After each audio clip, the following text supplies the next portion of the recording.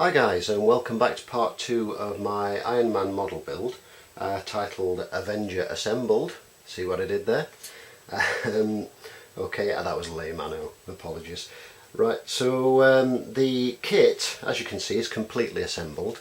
There's not much to it. I mean, you've got the components that make up the arms, the components that make up the legs, the three that make up the head, and then the front and the back piece of the body, and then the base obviously it stands on.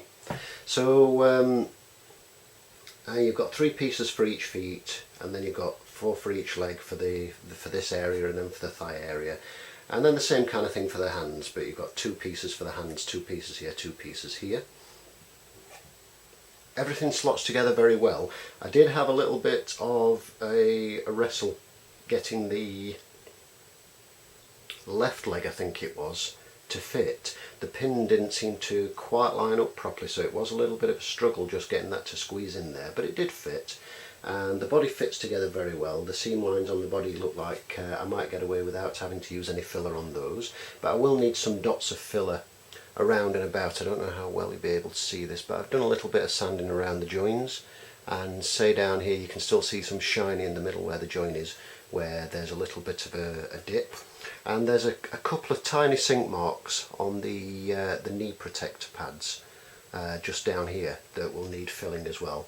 But overall it fits together very well. There's a few areas you can see, the sort of slightly paler areas where I've sanded the obvious join lines, and some of them I will get away without filler, some of them I will definitely need bits of filler, like here. Now this is a combination of the problem I was talking about with the fairly brittle plastic and cutting a little divot in when you were actually cutting the tag off the sprue.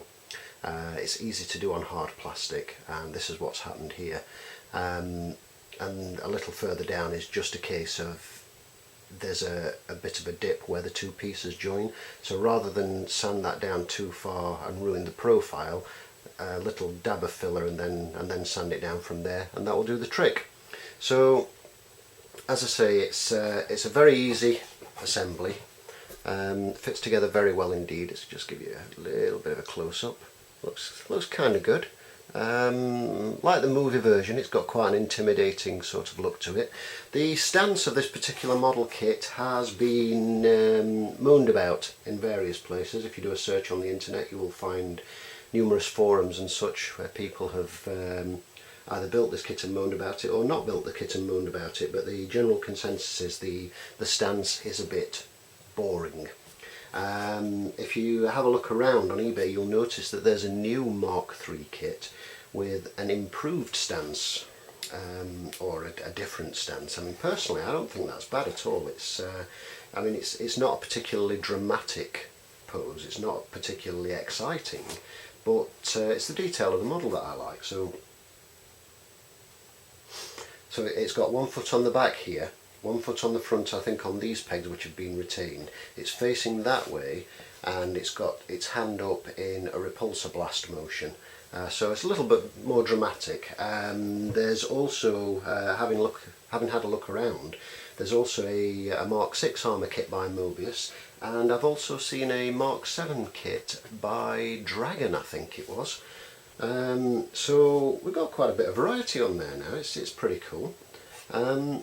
Which is good. So so far I'm quite enjoying this one. Very simple build, and depending on how the paint goes, I might actually look at one of the later Mark suits.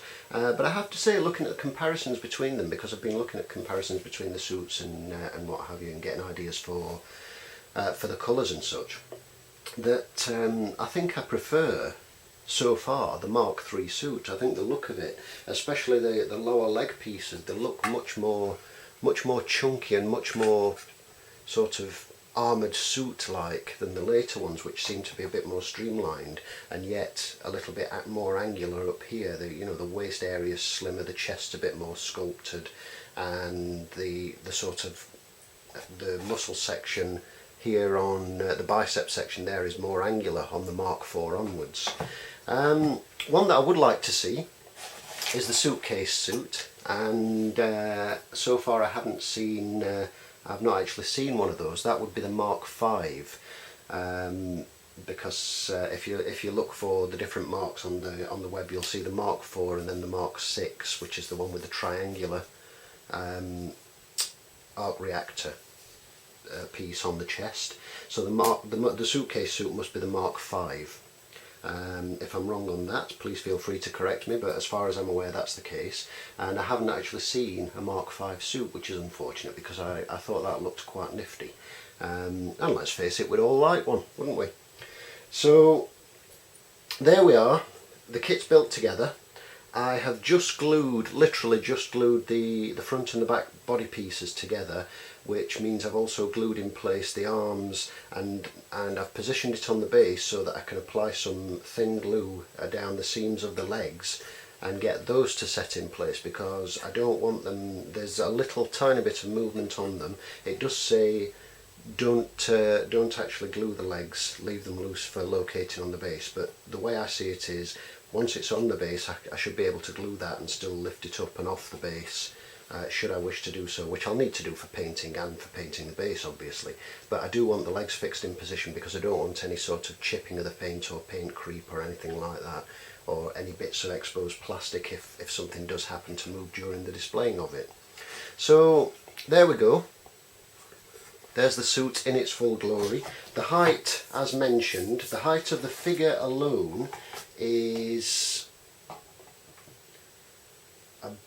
it's just shy of 235 millimeters, and that's just shy of 9¼ inches in total, so it's just over 9 inches. The total height, including the stand, is 270 millimeters, which equates to just over 10½ inches. So it's a good size. There you go, the paint pot, which comes to about the ankle. And that would be about 3/4 of the way up the shin from the base of the foot. So you can see it's quite a large figure.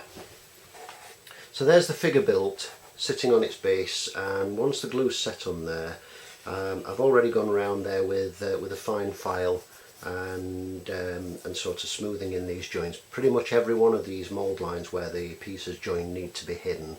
So some of them will require filler, some won't. Once that's fully dry, I will be attacking the areas requiring a bit of filler, and then a bit more sanding down, and then it's going to be followed by a quick wipe over and a primer coat. And after that it will be another check to see if I've missed any areas that require additional filling. If so, that will get the additional filling and another coat of primer. And then we'll be ready for the base coat of paint. So thanks for watching so far, and tune back for the next one.